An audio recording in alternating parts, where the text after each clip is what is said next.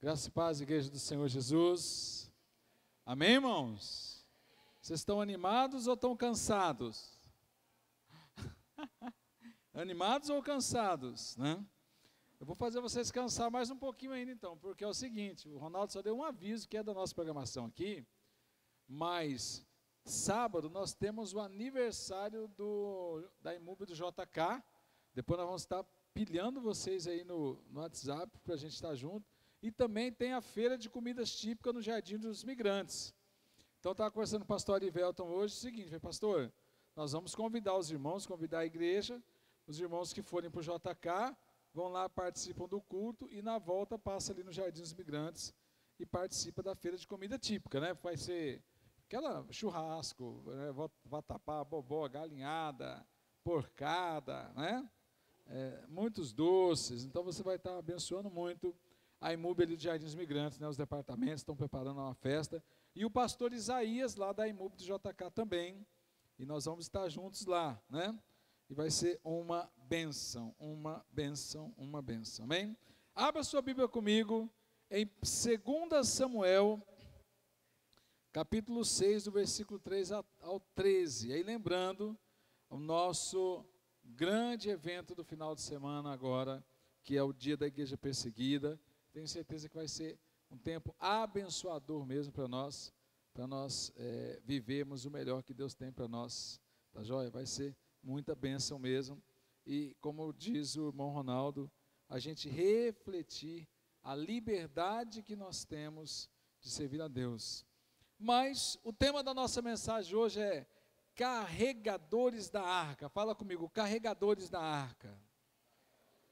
Amém? Por quê? Porque você vai ver nessa leitura que nós vamos ler agora, de 2 Samuel 6, 3 a 13, é uma referência de um acontecimento quando a arca de Deus foi levada e ela para em alguns lugares, né, antes de atravessar depois que atravessou o Jordão, né, acontece essa situação. Existem várias outras, mas eu queria trazer para você essa situação agora, daquela arca que naquela época, né, simbolizava a presença de Deus. Dentro daquela arca tinha um pouco de maná, as tábuas dos 10 mandamentos, o cajado de Arão ali, e algumas outras coisas mais, né, o que tinha dentro dessa arca.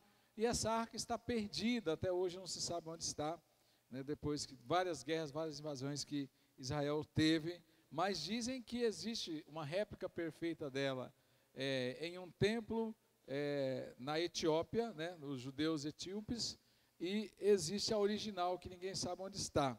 Mas o mais importante, eu quero que você acompanhe comigo o que aconteceu certinho com essa arca.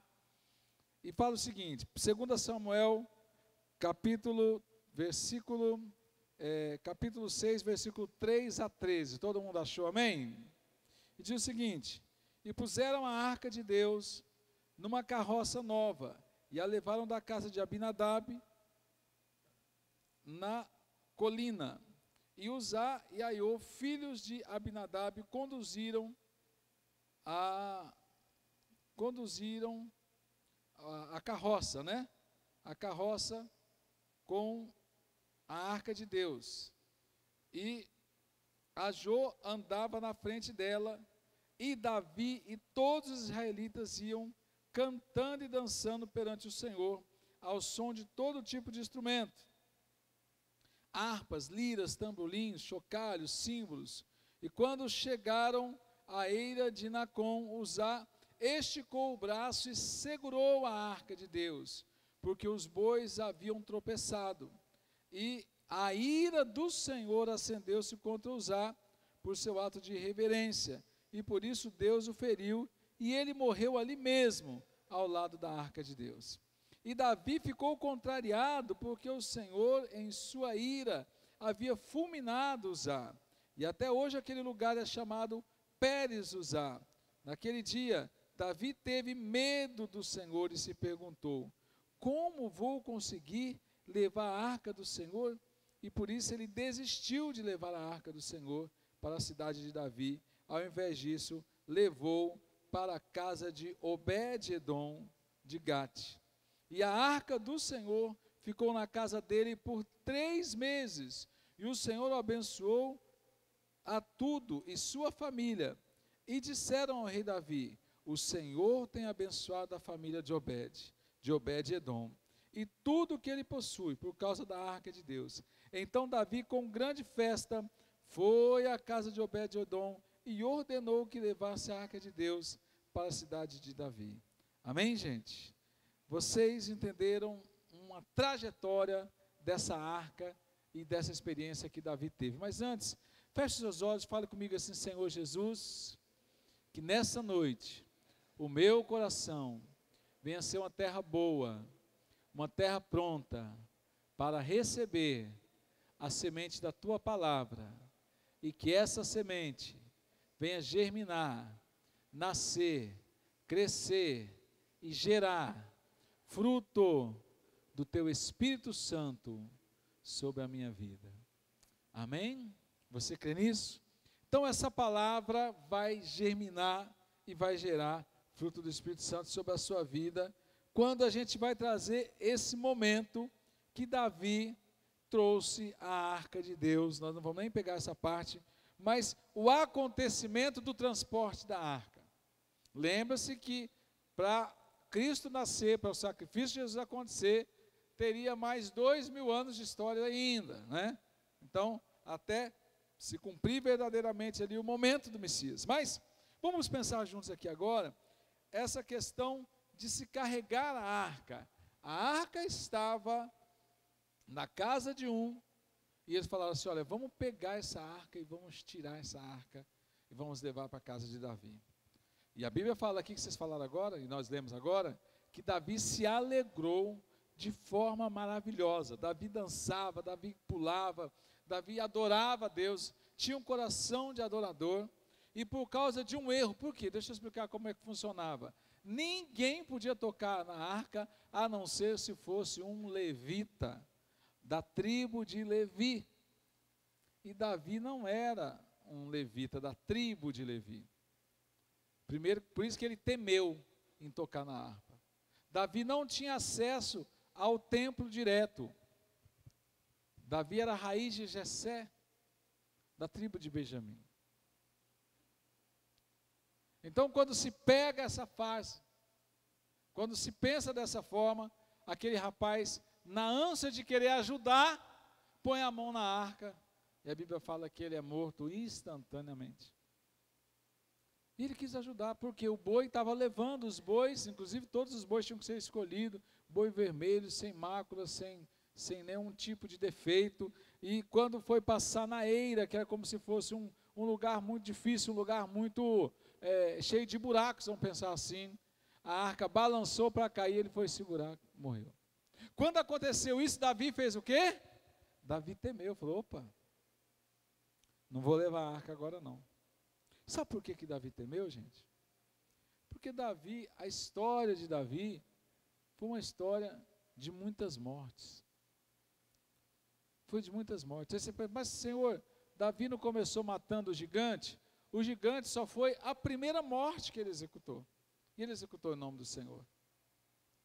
Porque a frase era: aquele que matar o gigante, ele vai ter todos os impostos perdoados pelo rei, sua família não vai mais pagar imposto, vai ganhar um prêmio em dinheiro e vai casar com a filha do rei. Era a oportunidade que Davi queria. Casar com a filha do rei e a sua família ser perdoada de todos os impostos. Ele ia virar um nobre naquele momento. E depois que ele conquistou, que ele matou o gigante, que ele fez tudo, o rei já se enciumou de Davi e falou assim: ó Davi, eu permito a minha filha casar com você, mas não deu a mais nova, deu a mais velha. Aquele não gostava. E aí ele pegou e falou assim: eu permito você casar com a mais nova, desde que você vai lá e me traga 100 prepúcio de filisteus. 100 prepúcio, né? Alguém fica pensando: pastor, o que é prepúcio, né? Prepúcio é uma parte do corpo do homem, junto aqui da virilha, é o prepúcio. Então ele falou, você me traz, você não tem o dinheiro para o dote, você me traz 100 prepúcios. Então para arrancar essa parte do homem para levar para o rei, tinha que levar 100. Então ele tinha que matar quantas pessoas, gente? Tinha que matar 100 pessoas. Sabe quantos prepúcios Davi levou para o rei? Fala comigo, 200. Ele levou 200 prepúcios. O rei mandou ele matar 100 filisteus, porque o rei falou assim, se Davi for tentar matar o filisteu vai matar ele. A ideia do rei não era que Davi se casasse com sua filha. A ideia do rei era que Davi morresse. Porque o rei percebeu, esse camarada tem algo sobrenatural nele, e ele vai tomar meu lugar. E ele falou, me traga 100 prepúcios de filisteu. Davi foi lá e trouxe 200. E o rei ficou indignado com isso. Então Davi, tanto que quando ele falou, Senhor, eu quero construir o teu templo, aí Deus falou, você não vai construir. O seu filho vai construir o templo. Porque a sua mão derramou muito sangue, Davi. Aí você fica pensando, mas como que pode? Um homem que matou tanta gente, um homem que derramou tanto sangue. Ao mesmo tempo a Bíblia fala que era um homem segundo o coração de Deus. Que era um homem que tinha um coração disposto a adorar a Deus. Se nós não estivermos cheios do Espírito Santo, como acontece com muitos, a gente lê essas histórias e a gente fica indignado. Davi tinha que ser preso, né? Davi tinha que ser julgado e condenado. Mas Davi entendeu. Quando ele viu que Uzá colocou a mão na arca e simplesmente caiu morto no chão e falou, opa, não quero a arca agora ainda não. Davi, na verdade, estava falando o quê? Eu ainda não estou preparado. Ele estava festejando, ele estava louvando, mas quando ele viu que a situação estava difícil, ele falou, eu ainda não estou preparado. Mas se você olhar nos versículos a seguir, quando ele percebeu que onde a arca estava, a coisa prosperava, né? Entendeu? Aí ele falou, não, se Obed-Edom está prosperando, se a casa de Obed-Edom está prosperando, por que eu não posso trazer para cá? Em 3 meses que a arca do Senhor estava na casa de Obed-Edom e sua família e seus filhos começaram a prosperar. Gente, se a gente for pensar da forma da arca, tem uma música, né, que fala da glória de Deus, eu rodei lá na TV essa semana, e foi tão forte aquele momento ali, tão forte, que nem eu, diante das câmeras, ele começou a escorrer lágrima no meu olho ali, de tão forte que foi a canção, e várias pessoas mandando na hora, pastor, que coisa tremenda, que coisa maravilhosa, que canção é essa? Quando falava da glória de Deus. E o próprio Deus, quando Moisés insistiu, Senhor, me mostra a tua glória, eu quero ver a tua glória. Aí Deus falava para ele, você não pode ver minha glória. Porque se você vê minha glória, você não consegue sobreviver. A nossa carne, irmãos, a nossa carne, ela não consegue, ela não suporta a glória de Deus. Porque nós fomos concebidos em pecado. Essa matéria que nós temos, essa carne que eu e você temos aqui, é a parte mais suscetível ao pecado. É o maior contato entre a oportunidade de sermos salvos, mas a oportunidade de irmos para o inferno. Essa parte intermediária da carne. Lembra que Jesus falou que o espírito até está forte, mas a carne é fraca. Tanto na fraqueza física, como também na fraqueza emocional, como na fraqueza espiritual, como suscetível aos pecados da carne, às concupiscências da carne. E Davi entendeu isso. Davi pega, olha para isso e fala, eu não vou tocar agora na glória de Deus, na presença de Deus. Porque se eu tocar eu vou morrer. Aquele rapaz que morreu, ele não tinha nenhum pecado. Ele não tinha. Ele não morreu porque ele tinha pecado. Ele só morreu porque ele encostou na arca. E a arca era a presença de Deus. E ele não podia tocar. Então como é que a gente chega a um ponto de termos um Deus tão maravilhoso, mas ao mesmo tempo que nós não vamos suportar a presença dele? Sim, isso é verdade. Mas, quando a palavra fala aqui claramente, que Davi entende o propósito ali, e ele fala, né, nos finais do versículo que a gente leu lá, se você ainda está na sua Bíblia, mas fala claramente o seguinte: a arca do Senhor ficou na casa dele por 3 meses, e o Senhor o abençoou e toda a sua família, e disseram ao rei, falaram para Davi assim: Davi, o Senhor tem abençoado a família de Obed-edom e tudo o que ele possui, por causa da arca de Deus. Então, olha só que coisa tremenda agora, você que está lendo aí. Então Davi com uma grande festa, foi à casa de Obed-edom e ordenou que levassem a arca de Deus para a cidade de Davi. Ele foi com uma grande festa, ele foi com uma grande alegria. Por quê? Porque ele falou: agora sim, eu estou preparado para receber a arca, para receber a presença de Deus. Hoje, né, é muito importante o que eu vou falar agora. Existem algumas igrejas que já tentaram, uma vez tentaram fazer aqui com a gente. Eu falei: não, irmão, nós não aceitamos isso não. E algumas igrejas fazem isso. Eles fazem um desenho, né, como se fosse uma arca, né? E aí eles pegam esse desenho, essa arca, e vai levando de igreja em igreja, né? E faz até muitas vezes uma procissão com aquela arca, né? Que representa a presença de Deus e tal. E eles usam essa ilustração, né, para que isso aconteça. Né? E fala assim: não, vamos levar a arca de Deus, fazer aquela festa, para que a presença de Deus fique aqui. Aí fica aqui, pessoal, aquela arca aqui, né, no fundo da igreja, aquele objeto de decoração.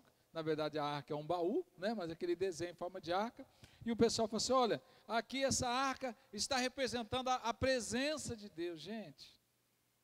E aí, na época, o pessoal falou: não, nós vamos levar lá para o presidencial. Eu falei: não, aqui presidencial não vai vir não, irmãos.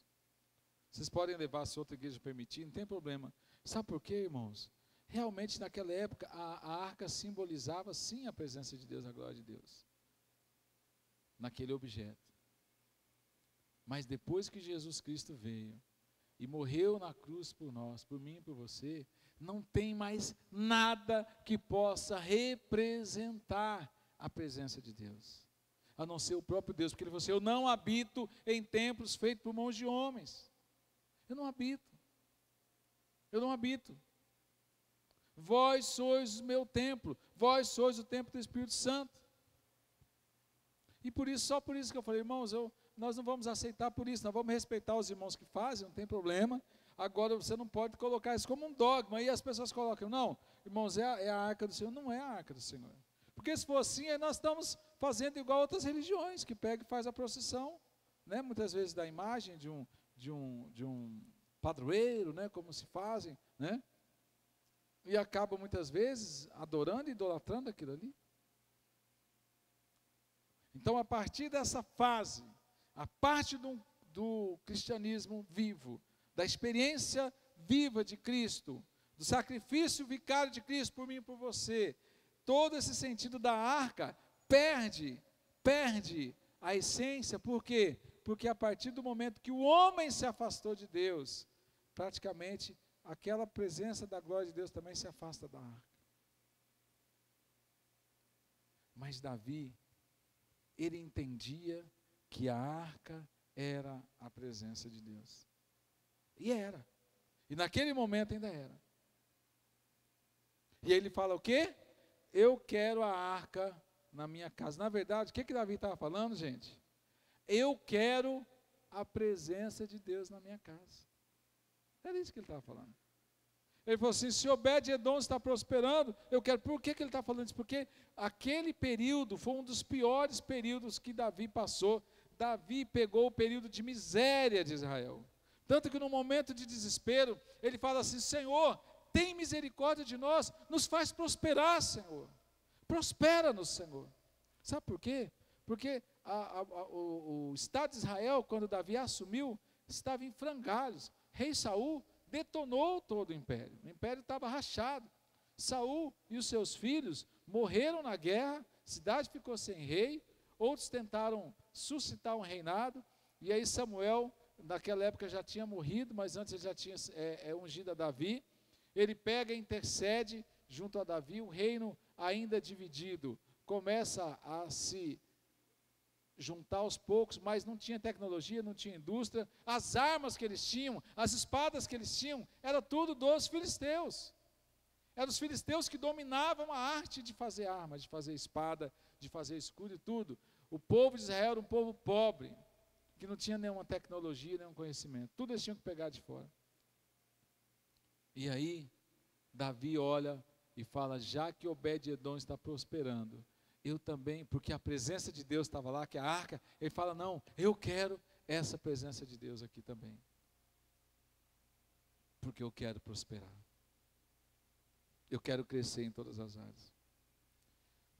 Tanto que Davi começou a crescer, porque depois de um músico, de um compositor, de um pastor de ovelhas, de um menino desacreditado pelos seus pais, o menor de sua casa, Davi se torna rei de Israel. Davi se reestrutura de forma tremenda, preparando o seu herdeiro para realizar o maior sonho que Davi queria, fazer a casa de Deus, tirar a presença de Deus das tendas e colocar numa casa. E Deus fala para ele, não é você. Mas uma coisa Davi fez, ele conseguiu conciliar e trazer a presença de Deus para a casa dele. Ele trouxe a presença de Deus para a casa dele. Isso fez a diferença. Isso fez a diferença. Essa arca da aliança era, gente, o objeto mais sagrado e mais importante. Quando Moisés estabeleceu o momento daquela tenda do tabernáculo. Por quê? Porque ela ficava no Santo dos Santos. A presença de Deus é como se ficasse aqui para cima, tivesse um véu, né, tampado aqui, e essa arca ficava aqui isolada, e o sumo sacerdote, somente o sumo sacerdote, que era o mais velho sumo sacerdote do templo, ele podia entrar na arca e oferecer um sacrifício a Deus, pegar o sangue do cordeiro e colocar um pouquinho de sangue, ungir com o sangue do cordeiro as pontinhas da arca e descer, e tanto que se ele tivesse em pecado, ele já caía morto. Então toda vez que ele passava por aquele véu, tinha que amarrar uma corda nele e tinha que colocar sininhos no vestido dele, que enquanto ele estivesse andando, o sininho estava balançando, eles sabiam que o sumo sacerdote estava lá dentro. Mas quantos que caíam duro no chão porque estavam com pecado, com alguma falha, e eles não podiam entrar e só puxavam o corpo? Porque a arca representava a presença de Deus. O Santo dos Santos representava a presença de Deus. E aí quando Jesus é crucificado, quando Jesus parte naquele momento, quando ele inspira total, a Bíblia fala o quê? Que o véu do Santo dos Santos se rasga de cima a baixo. O véu se rasgou. Entendeu, irmão Celso? De cima a baixo. Arrancou tudo. E aí todos os sacerdotes que estavam lá viram a arca. E eles ficaram desesperados. Porque a partir daquele momento não tinha mais véu, não tinha mais divisão. Eu e você, qualquer um de nós, teríamos acesso direto ao trono do Pai. Eu e você teríamos acesso direto ao Santo dos Santos. Por causa de Jesus. Agora o que Davi fez? Ele levou Jesus para a sua casa. Ele levou Jesus, que eu estou ilustrando aqui, mas ele levou a presença de Deus para a sua casa. Ele levou a presença de Deus, falou, eu quero a presença de Deus, porque se a presença de Deus vir sobre a minha casa, eu vou prosperar. O grande problema é que muitas vezes nós temos Jesus na igreja, mas não temos Jesus na nossa casa.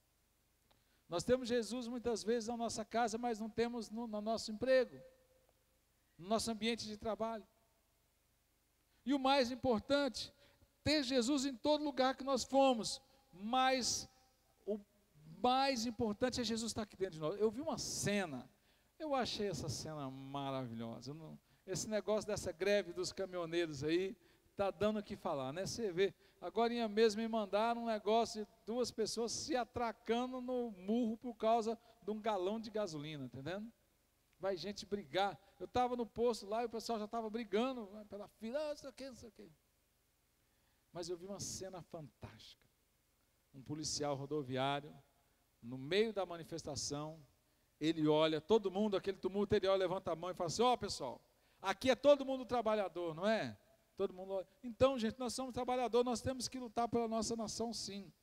Mas agora nós temos que pedir a Deus que assuma o controle. Rapaz, vamos orar? Rapaz. E esse homem começa a orar. E todos aqueles que estão em volta levantam a mão também e começam a orar. E eu falei, gente, como tem crente nesse lugar. Como esse Brasil está cheio de crentes, cheio de pessoas tementes a Deus. E começa todo mundo a orar. Se você não viu, você vai ver esse vídeo. Logo, logo vou mandar para você. E aquele homem começa a orar, aquele policial junto com aqueles caminhoneiros ali, aqueles pais de família, trabalhadores.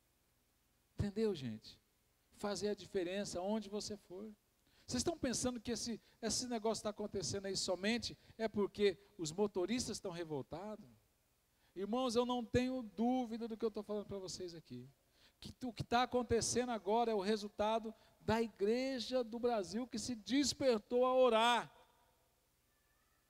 Ouça o que eu estou falando para vocês. Vocês estão pensando que é só nós que estamos aqui de madrugada? São milhares de igrejas orando, milhares de pastores, de líderes, de pessoas que se despertaram a orar, a clamar pela nação. Vocês estão pensando que esse negócio vai ter que piorar para a coisa melhorar? Porque se você for colocar o pingo nos is, não tem condição, é um absurdo o que está acontecendo com a nossa nação. E a igreja está orando. A igreja está orando. Os corruptos, aqueles que roubam a nação, aqueles que roubam o povo, vão ficar desesperados. Porque quem rouba e quem é corrupto é servo de quem, irmãos? É servo de Satanás. Criminoso. A Bíblia diz que o ladrão veio para roubar, matar e destruir. E o ladrão é o diabo. O diabo, vosso adversário, veio como ladrão. A igreja que ora faz a diferença. Então, quando a gente busca a Deus, entende o propósito de Deus, a gente entende assim como Davi fez. Ele pega o quê? Ele chama, fala, eu quero a arca de Deus na minha casa. Ele fala, eu quero essa arca. Mas na verdade ele estava querendo dizer o quê? Eu quero a presença de Deus junto comigo. E no começo ele ficou com medo. Sabe por quê? Quem de vocês já não teve medo da presença de Deus? Eu já tive medo. Quem de nós já não teve medo? Porque a presença de Deus muitas vezes nos dá medo, pessoal. A presença de Deus muitas vezes nos dá medo, sim. A presença de Deus nos deixa apreensivos. Quando Deus se manifesta, lembre-se, se você pegar, eu não vou por causa do nosso tempo aqui, mas várias pessoas falaram assim, lembra de Manoá, o pai de Sansão? Quando o anjo aparece e fala, de ti e de tua esposa nascerá um varão, e ele será nazireu, e você não vai deixar ele tomar bebida forte, nem comer uvas, nem cortar o cabelo, porque ele será um grande homem de Deus. Quando o anjo sai, ele fala assim, ah meu Deus, vou morrer porque eu vi a Deus. Se você pega Gideão fala a mesma coisa, vou morrer porque vi a Deus. Todo mundo, aí Ananias, vou morrer porque vi a Deus. Todo mundo que via Deus, ou que aparecia um anjo, ou que aparecia alguém para ele, informa, e aí a pessoa já ficava desesperada, vou morrer porque vi a Deus. Porque Deus apareceu para mim, vou morrer. De tão forte, irmãos, que é a experiência e a temor a Deus. Que as pessoas temiam, então eu tenho certeza que eu e você, se aparecer, tivermos a experiência dessa, a primeira coisa que a gente faz é temer. Porque nós tememos a Deus. E muitas vezes nós temos medo de nos aproximar de Deus. Nós temos medo da presença de Deus. Nós temos medo do agir de Deus. Ao ponto da perseguição, quando ela chega, a gente perde todo o medo, se a gente realmente ama a Deus. Davi fez isso. Davi pegou e falou assim, eu quero Deus na minha casa. Diga comigo, eu quero Deus na minha casa. Eu quero Deus na minha família. Eu quero Deus na minha vida. Amém? Quando isso acontece, Deus faz coisas tremendas em nosso meio. Amém? Eu queria agora que a gente pensasse nisso. Fique de pé agora em nome de Jesus.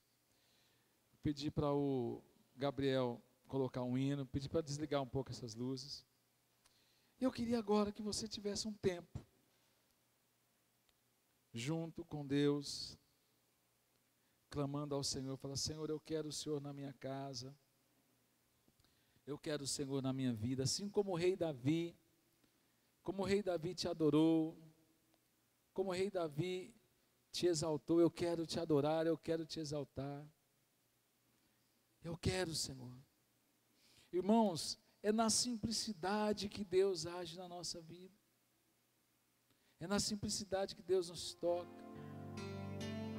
é na simplicidade que Deus fala conosco, é na simplicidade que Deus faz com que nós adoramos Ele.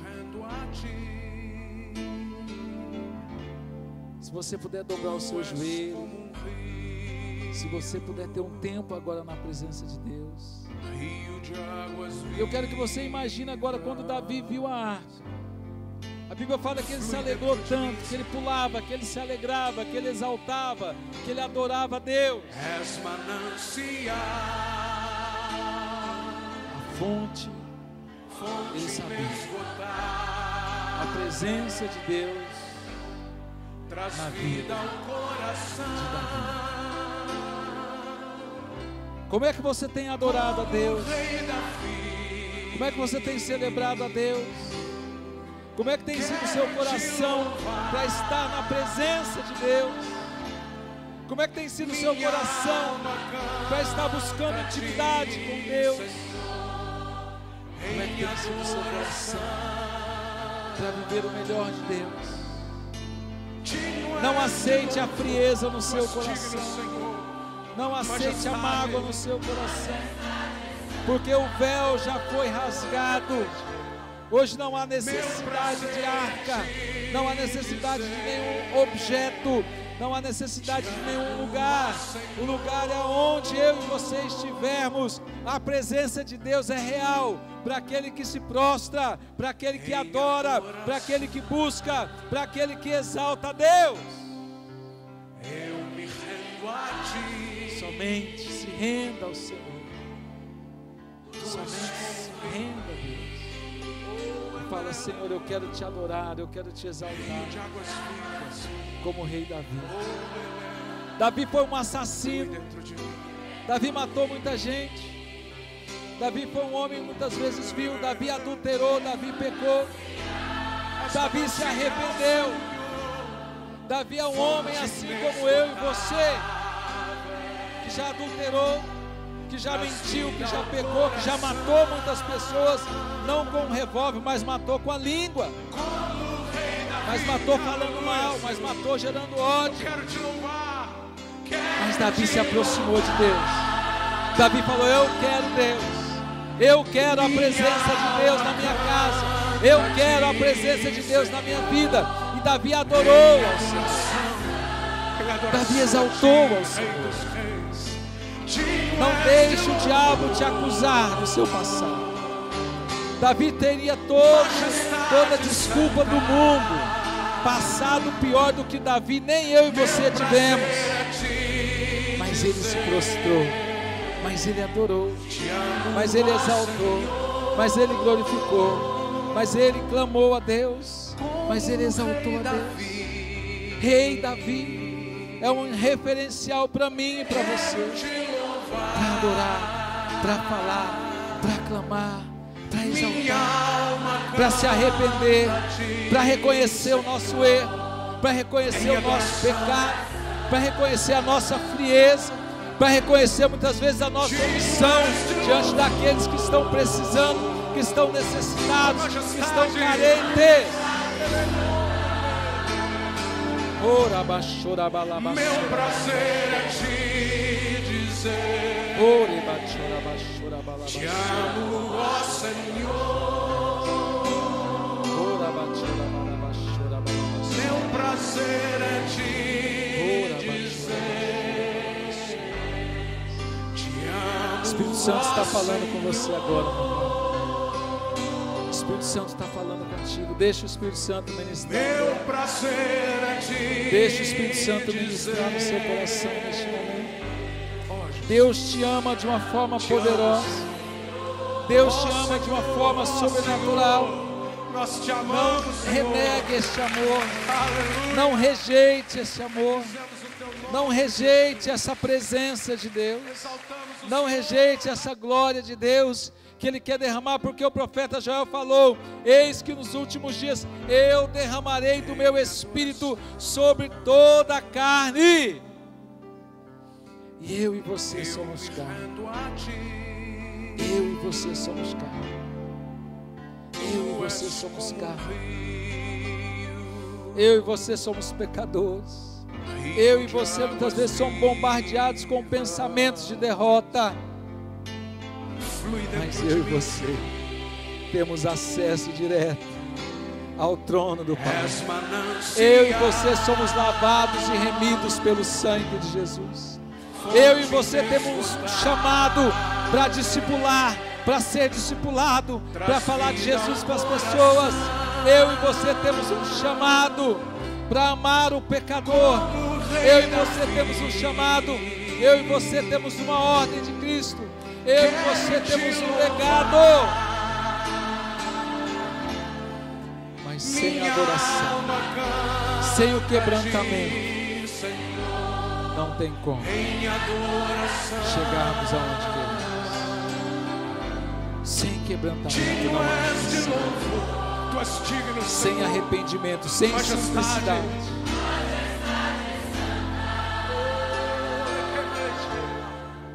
Meu prazer é te dizer: te amo, ó Senhor.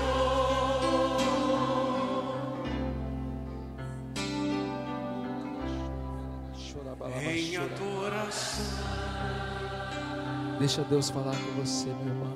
eu me rendo a ti. Deixa Deus falar com você, meu irmão. Cancela a murmuração neste momento. Cancela as setas que Satanás está lançando na sua mente agora. Fala: Senhor, eu não aceito, eu não aceito. Fala: Senhor, eu quero um coração de adorador como Davi. Eu quero um manancial de águas vivas sobre a minha vida. Fonte Ore, traz vida ao coração. oh Espírito Santo. Oh Espírito Santo de Deus, vai tocando. Eu quero te louvar, quero te louvar. Vai tocando, Espírito de Deus. Minha alma canta a ti, Senhor. Vai restaurando sonhos, Em Espírito Santo. adoração, Vai restaurando a alegria, Espírito Rei Santo. dos Reis. Vai restaurando os conselhos, Espírito Santo. Ora, baixura, baixura. Majestade santa, Ora, baixura, baixura, balabaçura. meu prazer é te dizer: Ora, baixura, balabaçura. te amo, ó Senhor. Ora, baixura, baixura, balabaçura. Como o rei Davi, Aleluia, Jesus, aleluia, Jesus. quero te louvar.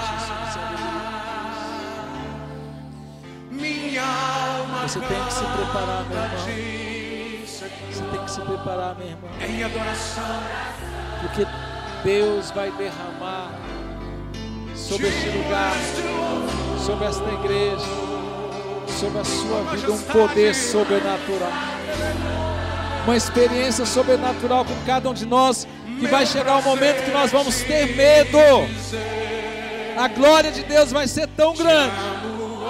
A glória de Deus vai ser tão forte. A glória de Deus vai ser incontrolável ao ponto que nós vamos temer. Nós vamos ficar com medo. Nós vamos ficar assim: o que é isso? E Deus vai falar assim: aquietai-vos e sabei que sou Deus. meu prazer Aquietai-vos e sabei que sou é te dizer: Simplesmente nós vamos nos submeter à vontade dele. te amo, Senhor. Nós vamos nos submeter à Ó vontade dele. Senhor, ó Senhor, Nós vamos nos nós te submeter à amamos, vontade dele. Senhor. Nós vamos nos submeter à vontade dele. Fique de pé agora neste momento. Coloca de novo essa canção, Vitor. Nós vamos cantar. Coloca só a canção. Nesse mesmo espírito de adoração nós vamos cantar junto com o pastor Sóstenes. Ergue mais um pouquinho, amém? Em adoração. Vamos lá, vamos cantar o Senhor Jesus. Eu me rendo a ti. Tu és como um rio, rios de águas vivas, rios de águas vivas, flui dentro de mim, flui dentro de mim. És manancial, fonte inesgotável, traz vida ao coração. Adora o Senhor, adora o Senhor. Como o rei Davi, quero te louvar. Minha alma canta a ti, Senhor, em adoração.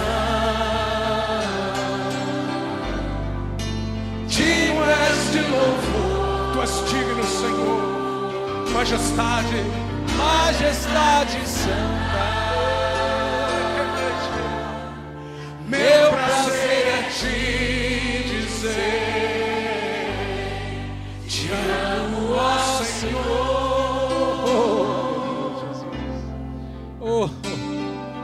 Oh Deus Santo, Em adoração, eu me rendo a ti. oh aleluia, Deus. Oh Deus poderoso, Rio de oh águas Deus vivas, grandeza, oh Pai eterno, flui dentro de mim. aleluia, És manancial, Senhor, aleluia, fonte inesgotável, traz vida ao coração. Como o rei Davi, aleluia, Senhor.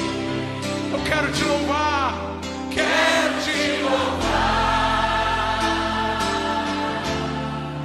Minha alma canta a ti, Senhor, em adoração a ti, Rei dos Reis. Digno és de louvor, majestade santa. Meu prazer é te dizer, te amo, ó Senhor, como o rei Davi. Quero te louvar, minha alma canta a ti, Senhor, em adoração. Digno és de louvor, oh majestade, majestade santa, meu prazer é te dizer, te amo, ó Senhor. Meu prazer é te dizer, te amo, ó Senhor.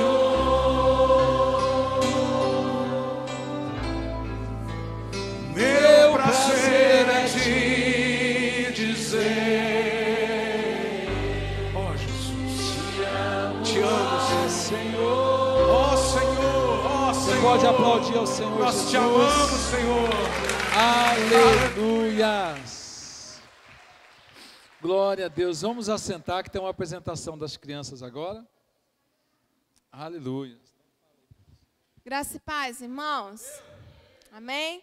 Nós vamos continuar no mesmo espírito de adoração, intercessão.